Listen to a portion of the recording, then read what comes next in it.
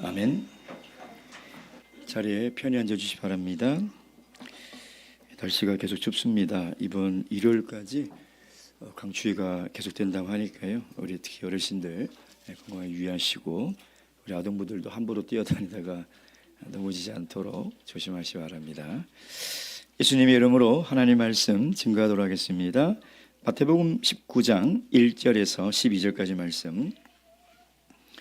마태복음 19장 1절에서 12절까지 말씀.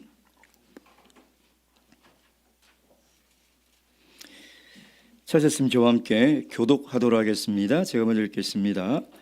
예수께서 이 말씀을 마치시고 갈릴리에서 떠나 요단강 건너 유대 지경에 이르시니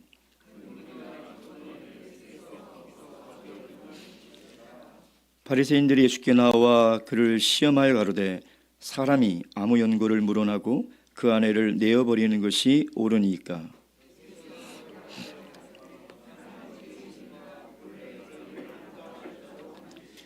말씀하시기를 이러므로 사람이 그 부모를 떠나서 아내에게 합하여 그 둘이 한 몸이 될지니라 하신 것을 읽지 못하였느냐?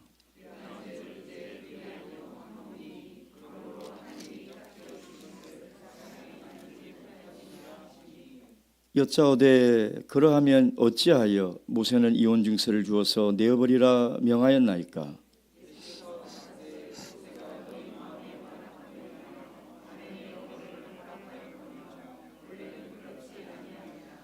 내가 너희에게 말하노니 누구든지 음행한 연고 외에 아내를 내어버리고 다른 데에 장가드는 자는 간음함이니라.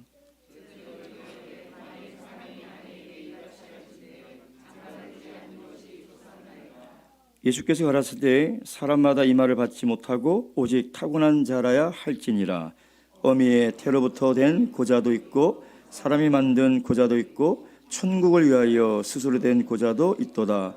이 말을 받을 만한 자는 받을지어다. 아멘. 과거 옛날에는 큰 바위를 깨는 방법이 굉장히 독특했습니다. 지금이야 다이너마이트가 있으니까 구멍을 뚫고 폭약을 넣어서 한 번에 이 큰 바위를 깨는데요. 예전에 다이너마이트가 없을 때는 이 큰 바위를 어떻게 깨냐면 큰 바위 가운데에 틈을 만듭니다. 그리고 거기에 긴 나무 짝대기를 꽂아 넣어요. 그리고 매일같이 그 나무에다가 물을 줍니다. 그러면은 이 나무가 물을 머금고 점점 부풀어 올라요. 나무가. 그래서 계속 물을 주면 어느 순간 이 큰 바위가 쩍 하고 갈라져 부서져 버린다는 것이죠. 근데 부부의 관계도 마찬가지입니다. 예를 우리가 결혼을 해서 남편과 아내의 사이에 살다 보면 그냥 무의식적으로 아무렇게나 내뱉는 말들이 있어요. 그게 큰 상처가 되고 그게 큰 아픔이 되는데, 근데 그것이 우리가 무의식 중에 계속 그런 말과 그런 행동을 하게 되면요, 그게 계속 쌓이고 쌓입니다. 그래서 부부의 관계도 어느 날 갑자기 쩍 하고 깨어져 버린다는 것입니다. 그래서 가정이 깨어지는 것이죠. 제가 재작년 24년 통계 자료를 좀 찾아봤어요. 한 해에 우리 대한민국에서 몇 쌍이나 결혼하는가 알아봤더니 한 20만 쌍 이상이 결혼을 하더라고요. 그럼 몇 쌍이나 이혼을 하나 봤더니 약 10만 쌍이 이혼을 하더라고요. 무슨 얘기냐면 두 커플 중에 한 커플은 1년 안에 이혼을 한다는 것입니다. 우리 사회가 굉장히 이 부분이 심각하고 위험 지수에 올라왔다는 것이죠. 근데 여러분, 이 부부 사이가 깨어지는 이 이혼의 문제는요, 개인의 인생에 있어서 굉장히 고통스러운 문제이고 사회적으로도 큰 문제이지만 사실 하나님 나라에서도 굉장히 큰 문제라는 것입니다. 그래서 우리가 이것을 개인의 고통과 삶의 문제뿐만 아니라 사회적 문제로 접근해야 되지만 더 중요한 것은 하나님 나라의 관점으로 우리가 접근해야 한다는 것이죠. 왜 그러느냐? 결혼이라는 제도는 사람이 만든 것이 아닙니다. 결혼이라는 제도는 인류가 문화가 문명이 발달하면서 이런 제도를 만들어 보자 하고 만드는 것이 아니에요. 결혼은 하나님이 천지를 창조했을 때 만드신 제도라는 것입니다. 하나님은 이 결혼을 통해서 이 땅에 가정을 만드셨던 것이죠.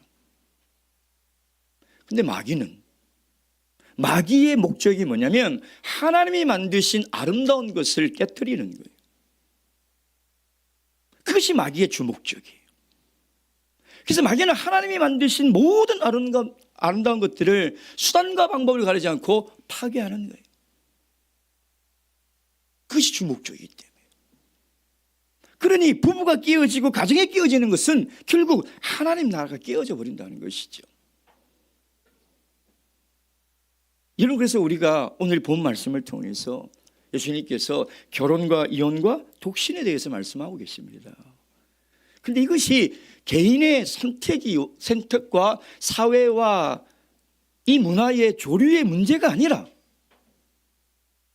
이것은 하나님 나라의 문제라는 거예요. 우리가 그런 관점으로 오늘 예수님께서 이야기하는 이 결혼과 이혼 그리고 독신에 대해서 어떻게 말씀하고 있는지 그것을 깨닫는 그런 시간 되기를 주님의 이름으로 축원드립니다. 자, 첫째 우리 바리새인이 어떤 질문을 하고 예수님이 어떻게 대답하는지 보도록 하겠습니다. 1절 말씀 읽도록 하겠습니다. 시작. 예수께서 이 말씀을 마치시고 갈릴리에서 떠나 요단강 건너 유대지방에 이르시니. 마태복음은 5편의 설교로 구성이 되어 있습니다. 그래서 그 마지막 설교의 끝이 뭐냐면 말씀을 마치심에, 그러면 그 한 편의 설교가 끝나는 거예요. 그러면 마태복음 19장은 마지막 5편째 설교가 시작되는 거예요. 마태는 그렇게 구성을 해놨어요. 네 번째 설교는 주로 하나님의 나라인 교회에 대한 생활에 대해서 말씀을 계속하고 계시죠. 이어서 이제 그리스도인들이 하나님 나라를 이루면서 살아가야 될 여러 가지 가정에서 생활, 사회에서 생활을 이야기를 하고 있는 거예요. 근데 1절에 뭐라고 얘기하냐면 요단강 건너 유대 지경에 이르시니, 드디어 예수님께서 갈릴리 지역에서의 공생의 사역을 마치시고 유대 지역, 즉 예루살렘을 향해서 가고 있다는 거예요. 그러니까 19장부터는 예수님의 마지막 여정을 보여주고 있는 거죠. 왜? 이제 예루살렘에 가면 예수님께서는 잡히시고 십자가에 달려 돌아가십니다. 마지막 여정을 우리에게 보여주고 있습니다. 자, 2절 말씀 시작. 큰 무리가 쫓거늘 예수께서 거기서 저희 병을 고치시더라. 이런 표현이 마태복음에 굉장히 많이 반복이 돼요. 마태복음 읽으면서 그냥 쓱 지나가 버리죠. 왜? 계속 반복하는 것 같이 보이거든요. 근데 여러분, 반복하는 이유가 있습니다. 여러분, 그때는 뭐 지금처럼 컴퓨터로 쳐가지고 성경책을 만들었겠습니까? 어떻게 만들었어요? 양가죽 말려가지고 거기에 한자 한자 기록했어요. 파피루스 종이 만들어서 거기다 기록했다는 것이죠. 무슨 얘기냐면 한 글자를 쓰는 것도 힘든 시대였다는 거예요. 근데 왜 이렇게 같은 내용을 마태가 계속 반복을 하고 있냐 이 말이에요. 그래서 우리가 반복할 때 우리가 그냥 또 똑같은 얘기네 하고 의미 없이 그냥 지나가 버리면 안 된다는 거예요. 여러분, 2절 말씀, 큰 무리가 쫓거늘 예수께서 거기서 저희 병을 고치시더라. 이런 표현이 얼마나 많이 있습니까? 많이 반복되다 보니까 그냥 지나가 버린다는 거예요. 근데 왜 반복을 할까요, 마태가? 여러분, 이 말씀은 뭐냐면 예수님께서 갈릴리에서도 병자를 고치시고 하나님 나라를 전파하셨던 것처럼 어디에서도요? 유대에서도 동일하게 하나님의 말씀을 전파하시고 병자를 고쳐주셨다는 거예요. 즉, 지금 마태가 얘기하고 싶은 게 뭐냐면 예수님의 사역의 본질은 긍휼이라는 거예요. 불쌍히 여기는 마음, 목자 없는 양처럼 유린하는 그들, 그리고 병들어서 고통 중에 있는 그들을 그냥 흘려보내지 않으시고 지금 예루살렘을 향하면서 예수님이 짊어져야 될 하나님의 사명이 얼마나 무겁고 무섭고 큽니까? 어떻게 보면 그 일 때문에 자신을 쫓는 큰 무리들이 눈에 안 들어올 수도 있어요. 그 십자가를 져야 된다는 그 큰 일 때문에 이들이 불쌍하게 여기지 않을, 그 불쌍한 마음이 들지 않을 수가 있다는 거예요. 근데 예수님은 통일하게 지금 잡히시러 올라가는 그 길에서도 자신을 쫓는 수많은 무리를 향한 긍휼의 마음을 변함없이 가지고 있다는 거죠. 제가 계속 말씀드리잖아요. 하나님 나라의 핵심 원리가 뭐라고요? 긍휼이라고요. 오늘 우리 이 하나님 나라의 교회 공동체에 긍휼이 없으면, 긍휼의 마음이 없으면 이 하나님 나라는 깨어질 수밖에 없는 거예요. 그래서 예수님은 그 긍휼의 마음으로 지금 이 메시아의 사역을 변함없이 하고 있다는 거예요. 자, 그런데 3절, 그 유대 땅에 올라가니까 3절 다 함께 읽겠습니다. 시작. 바리새인들이 예수께 나와 그를 시험하여 가로되 사람이 아무 연고를 물어나고 그 아내를 내어버리는 것이 옳으니까. 바리새인들이 예수께 나와 그를 어떻게 한다고요? 시험한다. 근데 이거 바리새인들의 시험의 목적은요, 예수라는 사람이 정말 선지자인가? 거짓 선지자인가? 그가 주장하는 대로 그가 정말 메시아인가? 아닌가를 알아보기 위한 시험이 아니에요. 이들이 하는 시험은 뭐냐면 예수는 이단의 괴수, 이단이다라고 딱 단정 지어놓고 시험하는 것이죠. 그래서 바리새인들의 시험의 목적이 뭡니까? 예수님을 어떻게 하려고요? 죽이려고 하는 거예요. 어쨌든 예수님의 그 문제를 잡아서 예수님을 죽이려 하는 것이 그들의 시험의 목적이라는 것입니다. 그러니까 그 죽이려고 하는 목적을 가지고 지금 예수님께 질문을 하고 있다는 거예요. 정말 궁금해서, 내가 예수를 알고 싶고 하나님 나라를 알고 싶어서 예수님께 나와 질문한 사람들도 있죠. 그러나 이들은 그런 목적이 아니라는 거예요. 예수를 죽이려는 목적으로 나와서 질문을 하고 있다는 거죠. 뭐라고 질문합니까? 사람이 아무 연고를 물어나고 그 아내를 내어버리는 것이 옳으니까. 옳으니까 이 말은요, 옳다 그렇다 이걸 판단해달라는 게 아니에요. 옳으니까 이 질문의 단어의 의미는 뭐냐면 법률적인 해석을 해달라는 거예요. 왜냐하면 유대인들은 토라라는 율법책을 놓고 이것을 어떻게 해석하느냐에 굉장히 관심이 많아요. 왜냐하면 유대교의 핵심은 하나님의 말씀을 해석해서 어떻게 삶에서 실천하느냐, 이게 유대교의 핵심이에요. 기독교와 똑같죠. 여러분, 기독교의 핵심은 하나님의 말씀을 많이 아는 게 아니에요. 기독교의 핵심은 하나님의 말씀을 많이 읽는 게 아니에요. 핵심은 그 말씀을 어떻게 내 삶에 적용하여 실천하는가. 이게 기독교의 핵심인 거예요. 그래서 당시 유대인들은 토라를 펼쳐놓고 끊임없이 이것을 해석을 해요. 해석을. 그래서 할라카라는 문서가 있는데, 할라카라는 뜻이 뭐냐면 걷다, 행하다 이런 단어인데요. 이게 이제 문서인데, 이 문서 안에 어떤 문서가 있냐면 구약을 해석한 거죠. 미시나나 미드라시나 탈무드, 그러니까 이런 문헌들이 다 할라카라는 문서에 포함된 거죠. 그래서 토라의 말씀을 읽었는데 이걸 이제 해석을 하기 시작하는 거예요. 이거 어떻게 우리가 삶에 적용해야 되지?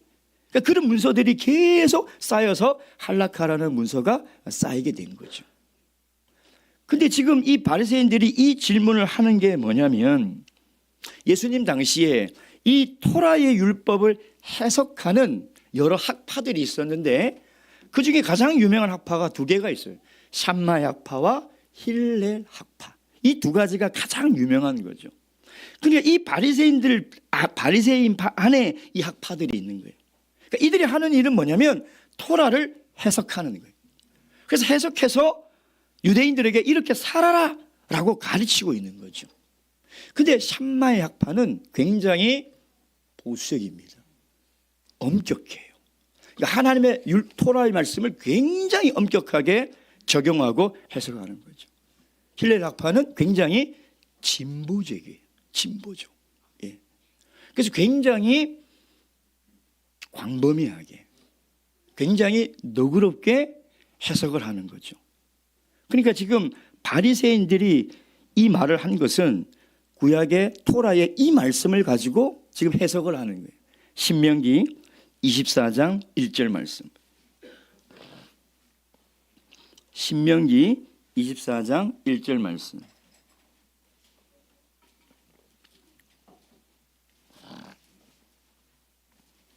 다 함께 읽겠습니다. 24장 1절 시작. 사람이 아내를 취하여 데려온 후에 수치되는 일이 그에게 있음을 발견하고 그를 기뻐하지 아니하거든 이혼 증서를 써서 그 손에 주고 그를 자기 집에서 내어 보낼 것이요.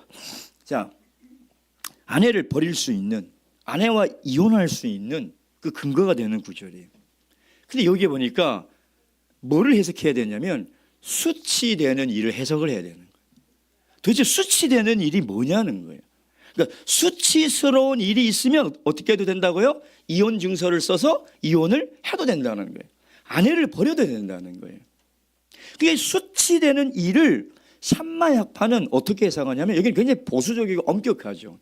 그래서 성적인 부도덕이라는 거예요. 다시 얘기하면 성적인 부도덕 외에는 이혼을 할 수 없다는 거예요. 근데 힐렐학파는 굉장히 진보적이죠. 그렇죠? 이 수치되는 일을 어떻게 해석했을까요? 굉장히 관대하게 해석하는 거예요. 음식을 못 만드다, 맛없이 만들든지 아니면 청소를 못 하든지 심지어는 찔리시는 분이 계신 것 같아요. 자매님들이 고개를 많이 숙이시는데 다행히 우리 그 시대에 안 태어나가지고 그렇죠. 라든지 심지어는 아침에 자고 일어났는데 아내가 안 예뻐 보일 때 수치스럽다는 거예요. 그리고 옆집 여자보다 못생겼을 때 큰일 났죠. 제 얘기가 아니라 힐렐학파가 그랬다고요. 저한테 그랬어요. 그러니까 너무 쉽게 아내를 버리게 되는 거예요.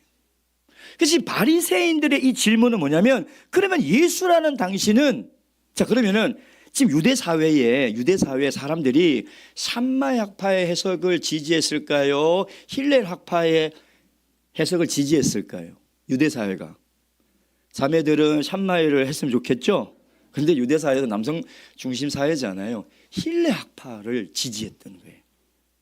그 사회가. 그러니까 예수님께 이 질문을 던진 건 뭐냐면 그럼 예수 당신은 힐렐학파의 해석을 주장하십니까? 이 질문인 거예요. 옳으니까 이 말은 옳다 그러다가 물어보는 게 아니라 법을 해석을 해달라는 거예요. 토라를 해석을 해달라는 거거든요. 그러니까 예수님이 그렇다 그러면 샴마의 학파의 해석의 근거로 예수님을 공격할 거예요. 아니다 그러면 힐렐학파의 주장의 근거로 예수님을 공격할 거예요. 그러니까 예수님은 어떤 얘기를 하더라도 예수님은 공격을 당할 수밖에 없는 그런 처지에 놓여 있다는 것이죠. 자, 이런 상황에서 예수님께서 뭐라고 대답하시나 4절 말씀 보겠습니다. 4절 말씀. 4절부터 6절까지 시작. 예수께서 대답하여 가라사대 사람을 지으신 이가 본래 저희를 남자와 여자로 만드시고 말씀하시기를 이러므로 사람이 그 부모를 떠나서 아내에게 합하여 그들이 한 몸이 될지니라 하신 것을 읽지 못하였느냐. 이러한즉 이제 둘이 아니요 한 몸이니 그러므로 하나님이 짝지어 주신 것을 사람이 나누지 못할지니라 하시고. 곤경에 예수님께서 빠지셨는데 예수님은 샴마학파든 힐렐학파든 그들의 해석과 주장을 지지하는 것이 아니라 예수님은 성경의 말씀, 창세기에 있는 성경의 말씀으로 지금 대답을 하고 있다는 것입니다. 그러니까 예수님은 더 권위 있고 더 무거운 말씀을 인용해서 대답을 하신 거죠. 왜냐하면 유대인들의 이 랍비, 그러니까 바리새인들과 서기관들은 성경을 해석할 때 원칙이 하나 있어요. 창세기부터 이렇게 쭉 토라가 모세오경이 두루마리가 쭉 있잖아요. 그러면 어떤 말씀이 더 권위가 있냐면 맨 앞쪽으로 갈수록 이 말씀이 훨씬 권위가 있는 거예요. 마치 상위법처럼. 그러니까 이들은 지금 신명기 말씀을 가지고 막 이게 맞나 저게 맞나 하니까 예수님이 지금 뭘 가지고 말씀하시냐면 창세기 1장, 창세기 2장의 말씀을 가지고 지금 해석을 하고 있는 거죠. 그러니까 이들이 말할 게 없어요. 왜냐하면 예수님은 지금 더 권위 있는 하나님의 창조의 원리로 이야기를 하고 있다는 것이죠. 그래서 5절 말씀 마지막에 보면 그 둘이 한 몸이 될지는 하신 것을 어떻게 했다고요? 읽지 못하였느냐. 여러분 이 질문의 의미는요, 안 읽어봤냐? 못 읽어봤냐? 이런 뜻이 아니에요. 여러분 이 표현도 마태복음에 굉장히 자주 나오거든요. 특히 바리새인들과 신학 논쟁할 때 예수님께서 자주 쓰시는 표현이에요. 혹시 기억이 나시나요? 날 리가 없죠. 마태복음 5장 말씀 보도록 하겠습니다. 마태복음 12장 말씀 보도록 하겠습니다. 마태복음 12장 3절, 마태복음 12장 3절 그리고 5절 말씀 다 함께 읽겠습니다. 마태복음 12장 3절 그리고 5절 시작. 예수께서 가르치되 다윗이 자기와 그 함께한 자들이 시장할 때에 한 일을 읽지 못하였느냐. 5절 또 안식일에 제사장들이 성전 안에서 안식일을 범하여도 죄가 없음을 너희가 율법에서 읽지 못하였느냐. 그러니까 읽지 못하였느냐라는 예수님의 이 말씀을 읽었냐 못 읽었냐 이걸 물어보는 게 아니에요. 이 말씀의 의미는 뭐냐면 너희들이 해석을 바르게 했느냐는 거예요. 너희들이 이해를 바르게 했느냐. 그것을 물어보는 거예요. 그러니까 너희들이 잘못된 해석을 하고 있다는 거죠. 하나님의 말씀을 읽기는 읽었는데 하나님의 말씀의 의도와 의미를 잘못 해석했다는 거예요. 여러분 우리가 말씀을 읽는 거 너무나 중요합니다. 말씀을 듣는 것도 중요하고요. 근데 그보다 더 중요한 것이 뭐냐면 그 하나님의 말씀을 바르게 이해해야 돼요. 바르게 깨달아야 돼요. 왜냐하면 사람들은 누구나 다 자기의 관점과 자기의 경험과 자기의 생각으로 하나님 말씀을 해석해요. 제가 그래서 말씀드리잖아요. 똑같은 설교를 해도 제가 깜짝깜짝 놀란다고요. 성도님들의 피드백을 들으면 100명이 다 각자 다르게 해석을 한다. 저는 그런 의도로 한 게 아니거든요. 근데 너무나 다르게 해석을 하고 계시더라는 거죠. 어떤 분이 정말 위험해요.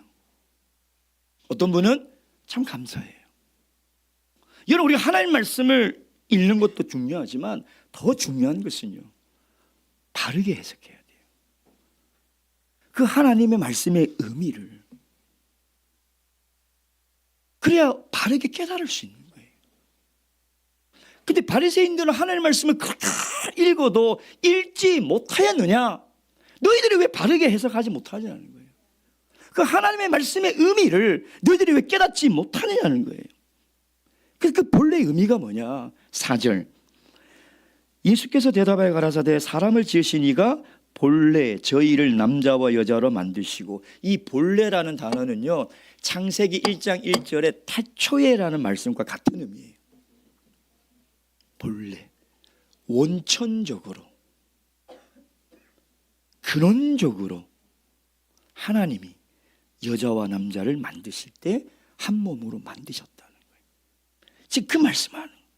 그리고 5절 말씀하시기를, 이 누가 말씀했다는 거예요?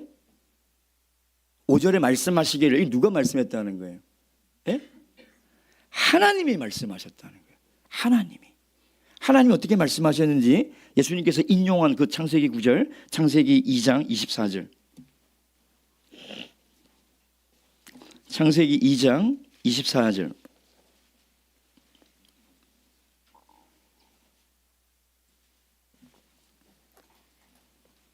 창세기 2장 24절 다 함께 읽겠습니다. 시작. 이러므로 남자가 부모를 떠나 그 아내와 연합하여 둘이 한 몸을 이룰지로다. 하나님이 하신 말씀이에요. 이 말씀을 예수님께서 지금 인용하고 있는 거죠. 하나님이 말씀하시기를. 하나님이 태초에 원천적으로 근원적으로 하나님의 창조의 목적과 결혼의 목적은 둘이 하나 되는 거라는 거예요. 절대 둘이 갈라서는 것이 하나님의 원래 창조의 목적이 아니라는 거예요. 부부가 깨어지는 것이 하나님의 원래 근원적인 하나님의 창조의 뜻이 아니라는 것을 지금 이야기하고 있는 것이죠. 그래서 어떤 신학자는 이 구절을 이렇게 해석해요. 부부는 둘이 한 몸으로 만드신 것인데 부부가 갈라지는 것은 한 몸을 자르는 폭력행위다. 이렇게 해석을 하고 있다는 것이죠. 여러분, 그래서 우리가 여기서 한 가지 반드시 배워야 될 교훈이 뭐냐? 우리가 살아가면서 정말 딜레마 같은 우리 인생에 큰 결정을 해야 될 때 이러지도 못하고 저러지도 못할 때가 있잖아요. 그렇지 않습니까? 저도 목회를 하면서 이혼을 고민하는 성도와 상담을 자주 해요.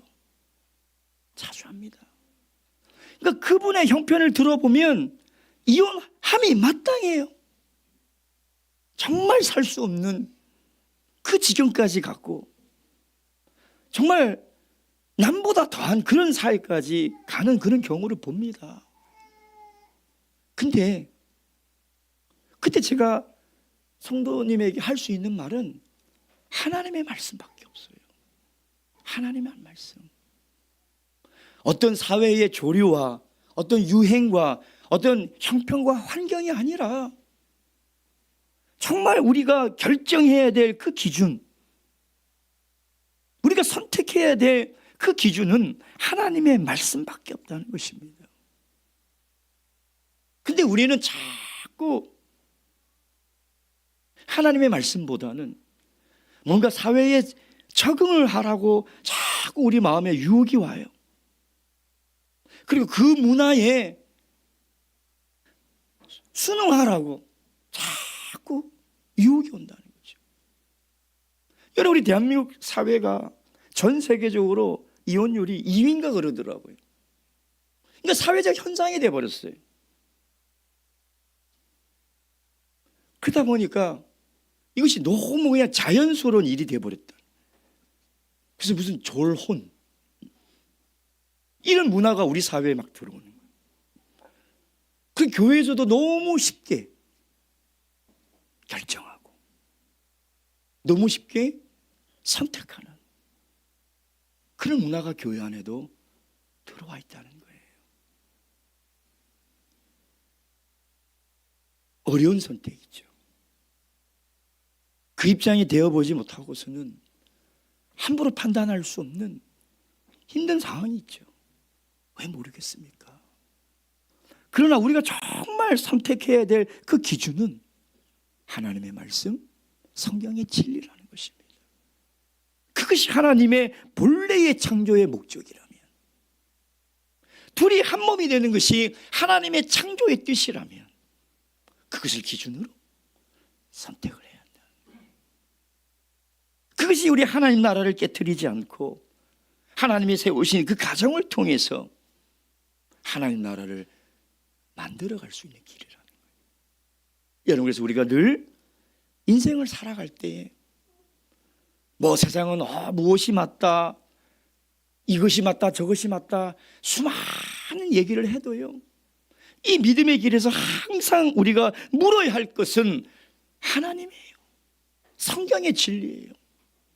하나님, 제가 이런 어려운 상황에서 어떤 선택을 해야 합니까? 그 인생의 모든 해답은 이 하나님의 말씀에 있는 거예요. 그러니까 이 말씀대로 선택하고 살아가면 실패할 일이 없어요. 그래서 하나님의 말씀이 우리 인생의 길에 등과 빛이 돼요. 여러분, 이 하나님의 말씀을 늘 묻고 이 말씀 속에 인생의 어려운 문제의 해답을 찾아 나가시는 우리 지혜로운 그리고 믿음의 성도님 되시길 주님의 이름으로 축원드립니다. 자, 그랬더니 두 번째, 이 바리새인들이 반론을 합니다. 어떻게 반론을 합니까? 7절에서 9절 말씀 읽도록 하겠습니다. 7절에서 9절 시작. 여짜오되 그러하면 어찌하여 모세는 이혼 증서를 주어서 예수께서 가라사대 모세가 너희 마음의 완악함을 인하여 아내 내어버림을 허락하였거니와 본래는 그렇지 아니하노라. 내가 너에게 말하노니 누구든지 음행한 연고 외에 아내를 내어버리고 다른 데 장가드는 자는 간음함이니라.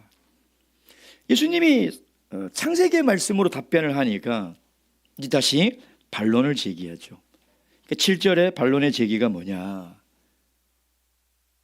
지금 예수님이 법적인 해석에 오류가 있다는 거예요. 그러니까 창세기 말씀을 잘못 해석했다는 거죠.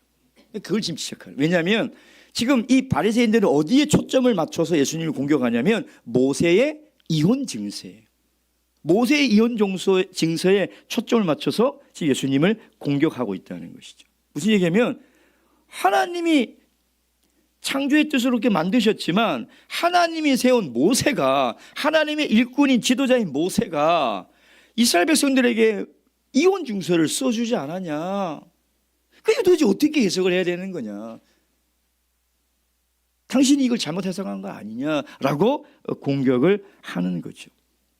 근데 아까 신명기 24장 1절에 우리가 읽었지 않습니까? 이혼 증서를 써서 내어보내라. 이 이혼 증서라는 이 원어를 보면 두 가지의 뜻이 있습니다. 두 가지의 뜻. 첫째는 내어버리다라는 뜻이 있어요. 내어버리다. 근데 이 뜻만 있는 게 아니에요.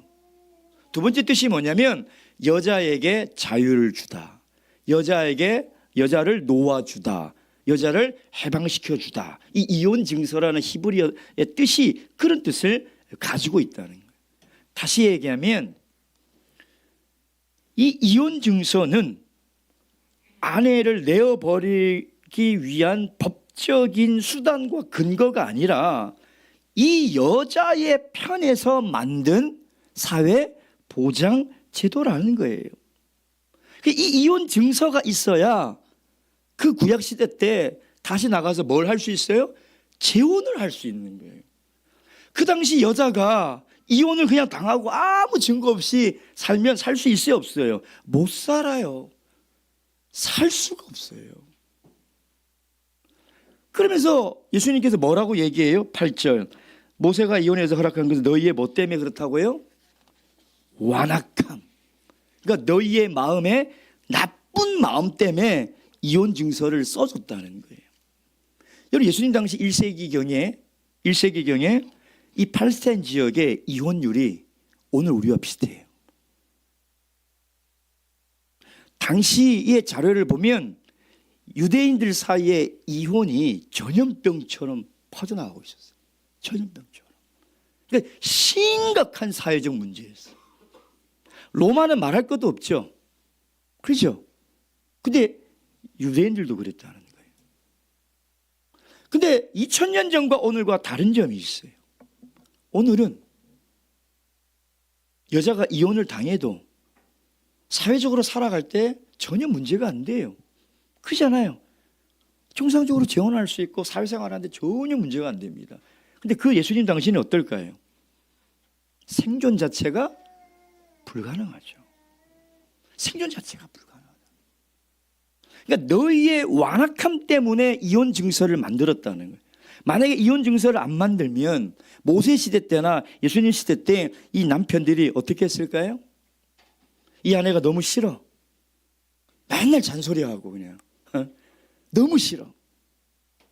맞는 게 하나도 없어. 그럼 어떻게 할까요? 이혼 증서 없으면 어떻게 해요? 어떻게 해요? 때리겠죠. 때려가지고 참다 못 참아서 스스로 도망가게 만들겠죠. 그러잖아요.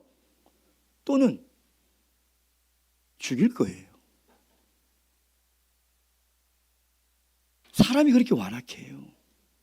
독약을 타든 어떻게든 아마 죽일 거예요. 여러분 지금도 그런 일들이 얼마나 많이 일어나요? 그 당시도 마찬가지예요. 그러니까 만약에 그렇게 되면 큰일 나잖아요. 하나님이 세우신 가정이 어떻게 되겠냐 이 말이에요.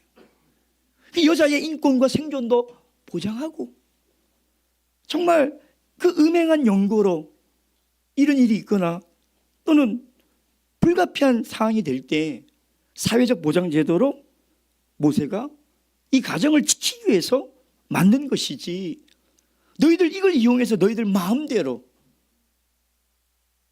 아내를 내어버리라는 것이 아니라는 거예요.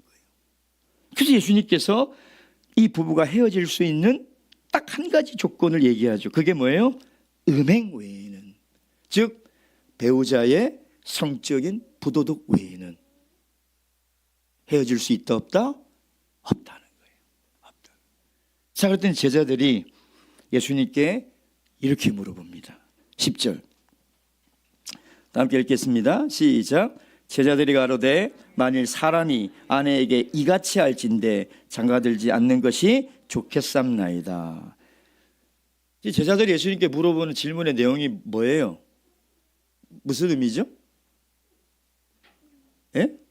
예수님, 만약에 예수님이 샴마의 학파처럼 이렇게 엄격하게 이혼에 대해서 금지한다면 차라리 결혼을 안 하는 게 좋겠다는 거예요.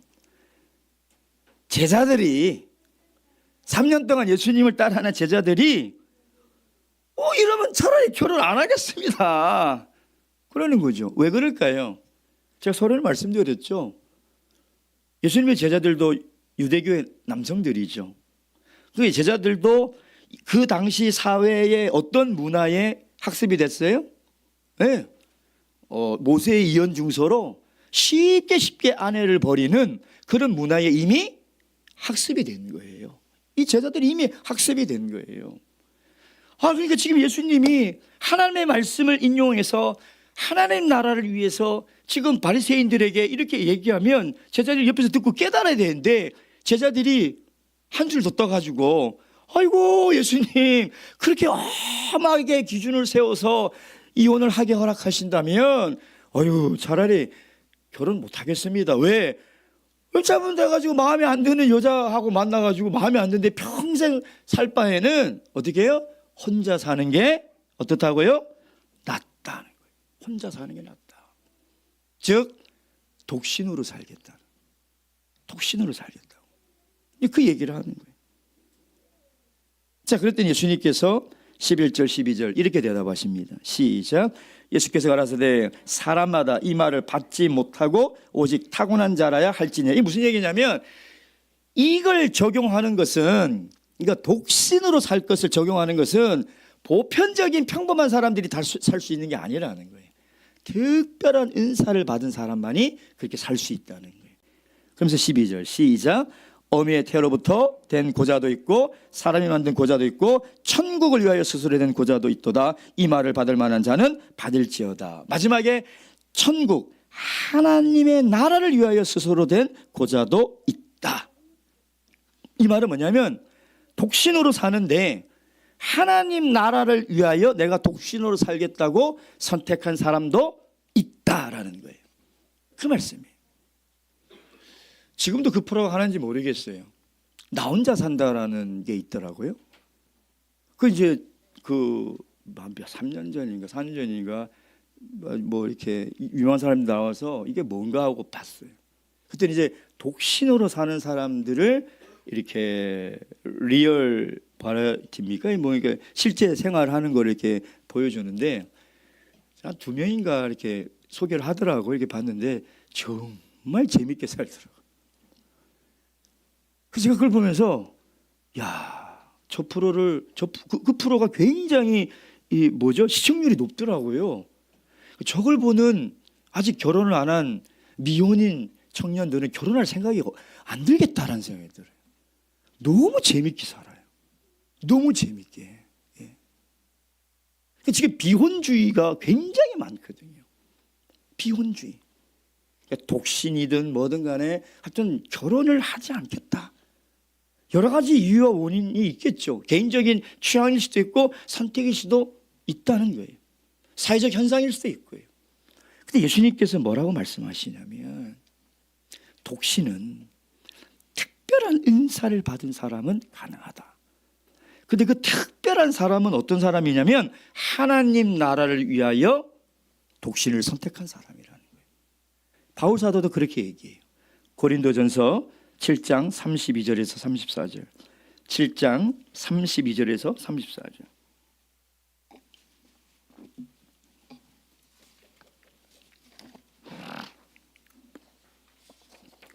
고린도전서 7장 32절에서 34절 다 함께 읽겠습니다. 시작. 너희가 염려 없기를 원하노라. 장가가지 않는 자는 주의 일을 염려하여 어찌하여 주를 기쁘시게 할꼬 하되 장가간 자는 세상 일을 염려하여 어찌하여 아내를 기쁘게 할꼬 하여 마음이 나누이며 시집가지 않는 자와 처녀는 주의 일을 염려하여 몸과 영을 다 거룩하게 하려 하되 시집간 자는 세상 일을 염려하여 어찌하여 남편을 기쁘게 할꼬 하느니라.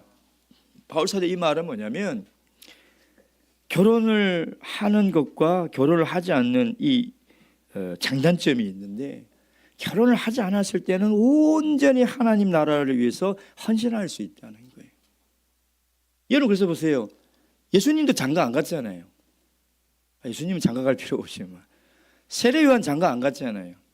또 바울사도 장가 안 갔잖아요.